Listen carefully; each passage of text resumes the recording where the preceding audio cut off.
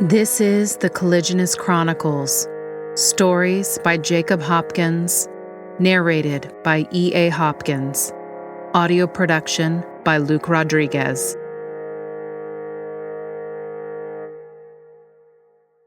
Witchfinder.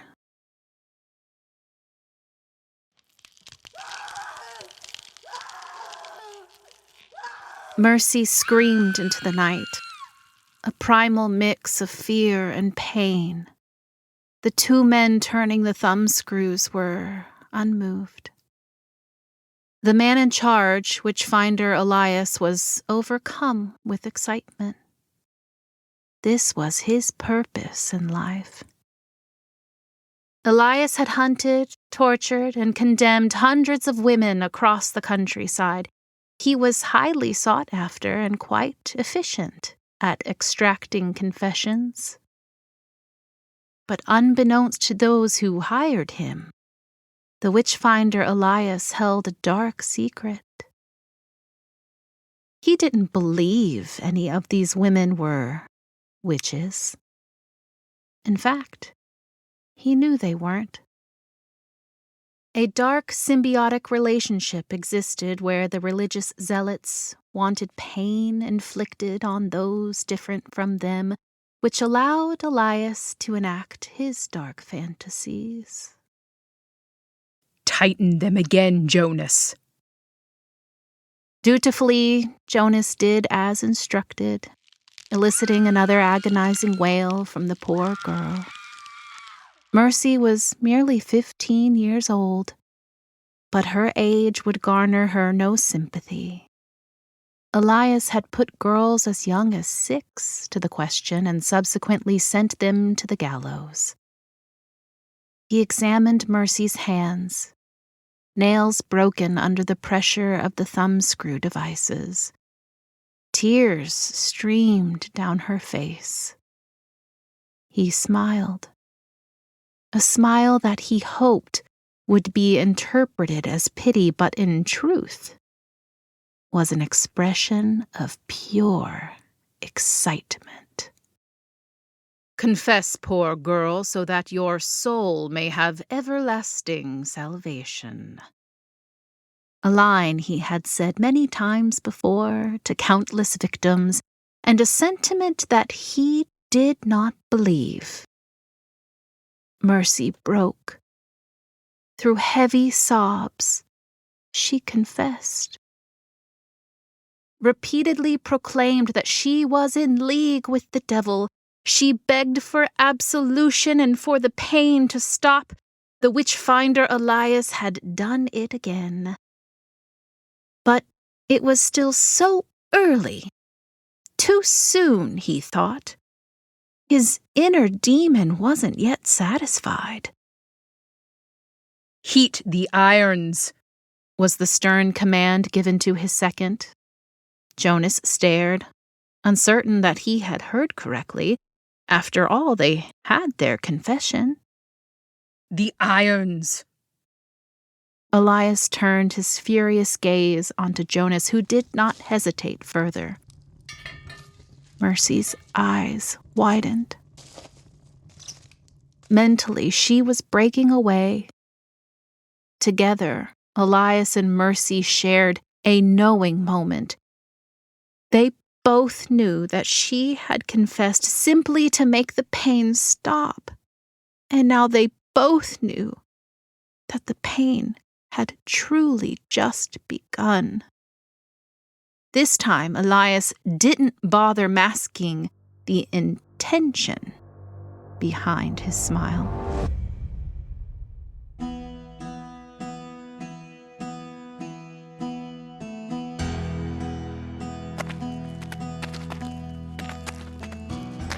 The next morning, as a broken Mercy was marched to the gallows, Elias and his assistant Jonas hastily packed their horses.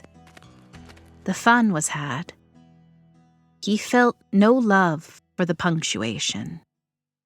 It was the screams, the tears, and the fear that made him feel alive.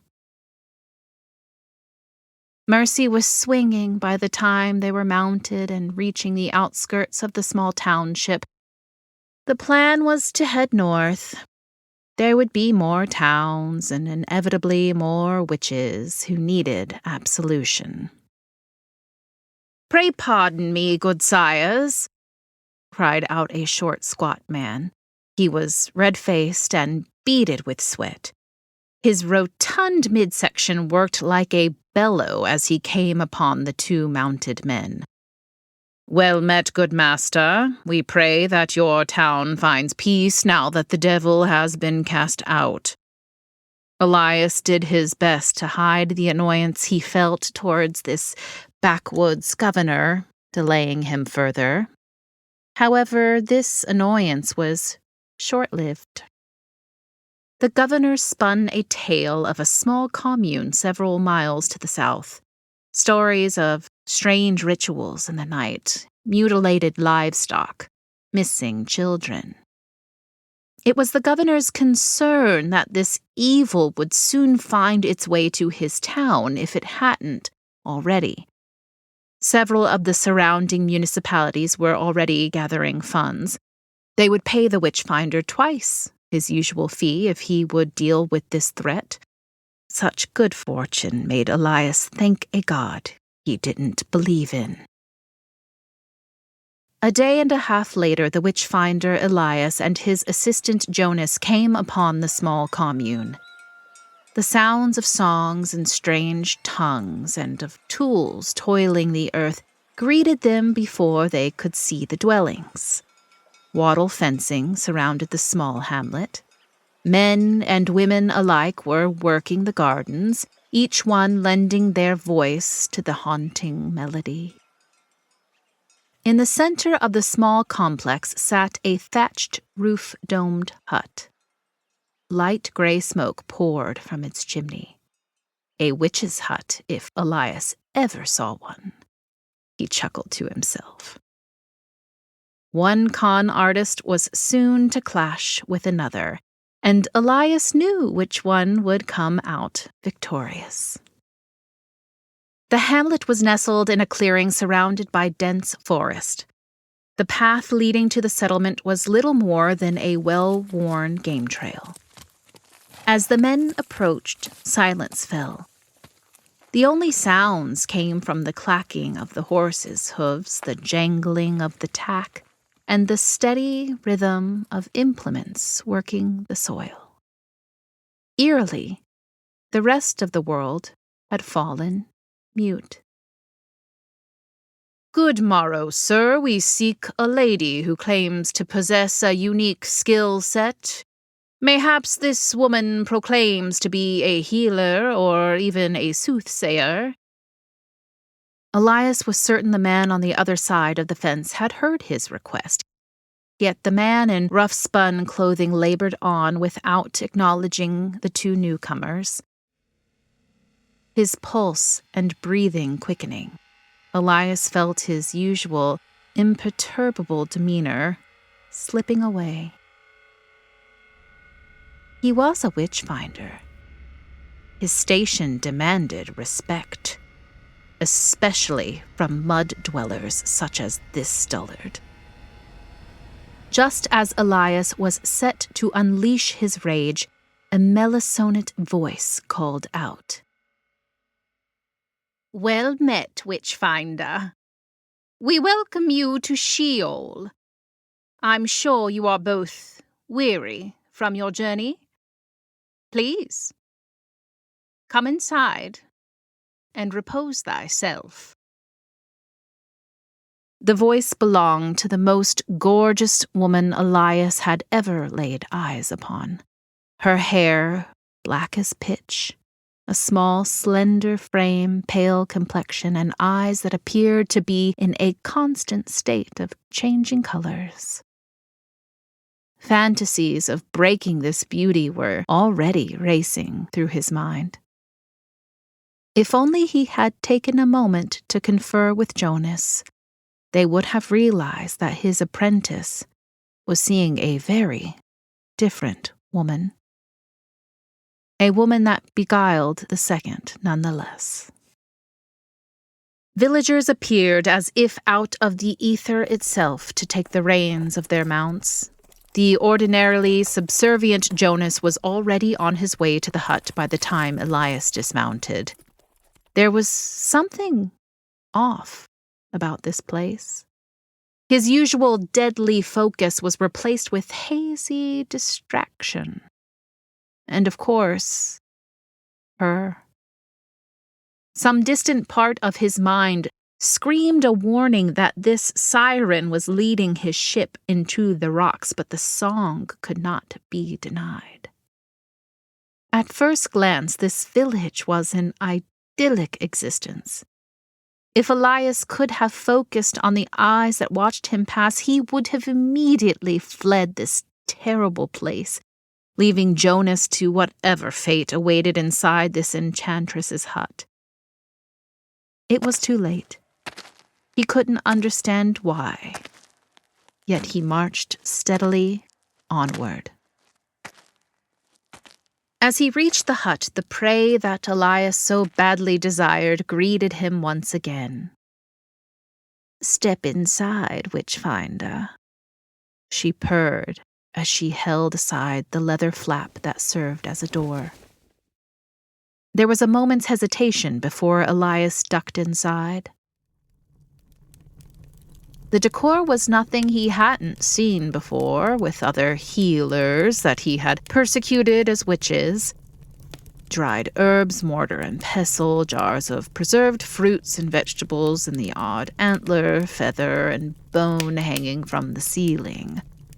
A low fire burned towards the back, and Jonas had already been seated and was sipping on what appeared to be a warm tea.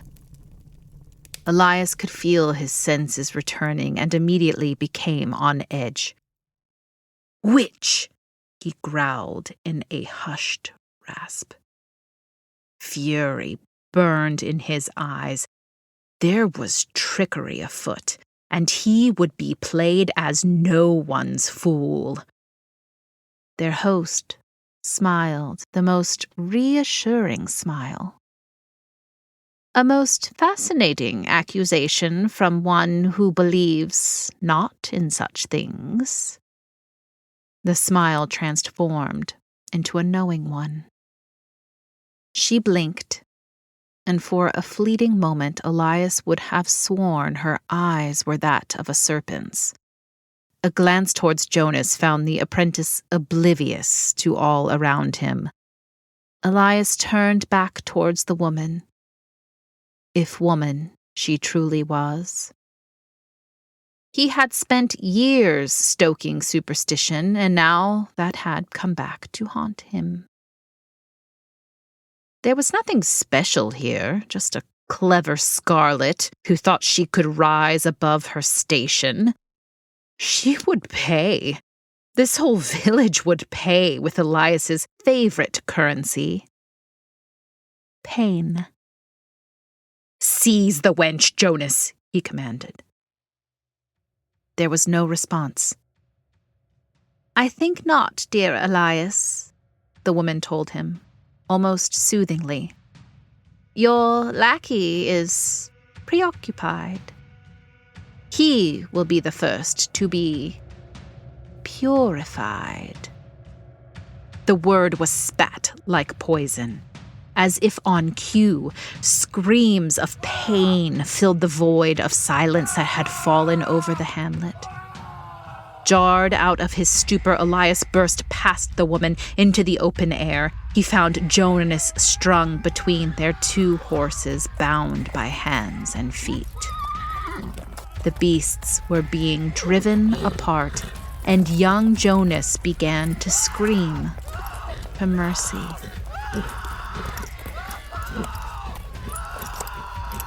Elias was in utter disbelief that these charlatans could be so bold.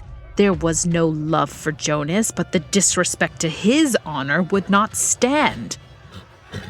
A loud pop emitted from Jonas's body as his joints were torn asunder. Overwhelmed by the pain, he fell unconscious. It was in the moment that Elias pulled his knife and charged the nearest villager. He buried up to the hilt in the man's neck. The blade scraped against bone, and the Witchfinder's bloodlust was unleashed. With a spray of blood, he removed his blade and spun to find his next quarry. There was a sharp pain at the base of his skull, then darkness.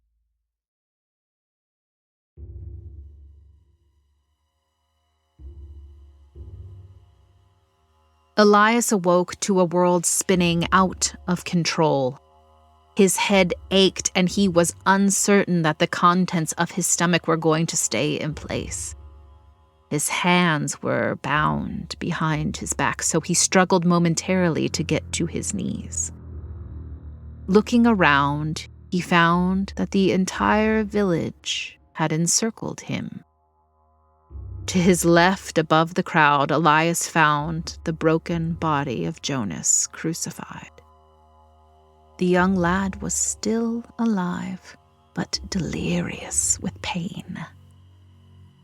Rage once again rose to fuel him. Witchfinder Elias, you have come here to bring torment and death to the innocent, as you have done so many times before. The woman stood before him, yet something was different. Her eyes. They looked like a goat's eyes. And her height. She was so incredibly tall now, easily over 6 feet tall. Her limbs unnaturally gangly, she continued her speech. For years, you fed your bloodlust with the flesh of the pure.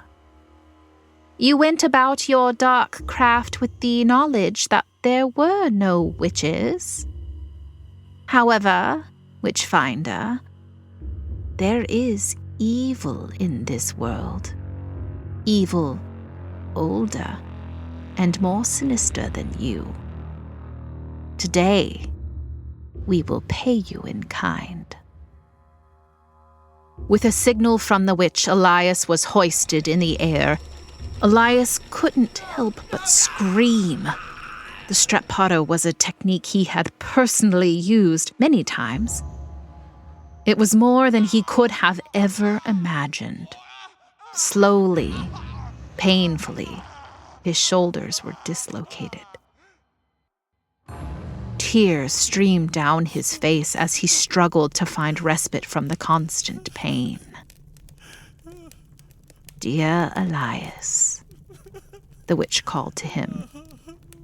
As you know, the only way to truly cleanse the most evil amongst us is with fire. Better to burn in this earthly existence than for eternity. I'm sure you would concur. A wicked smile crept upon her lips. The fire was built underneath Elias. It wasn't the large bonfire that Elias would have instructed to be built. This fire was low. They planned on cooking him slowly. Fear consumed his being. Despite his broken shoulders, he began to thrash like a wild animal. As the heat began to scorch his exposed flesh, he screeched in a way that even he had never elicited from his victims. As he swayed above the flames, his eyes momentarily locked with those of the witch. They shared a brief moment, a moment Elias knew all too well. He was broken, but the pain had truly just begun.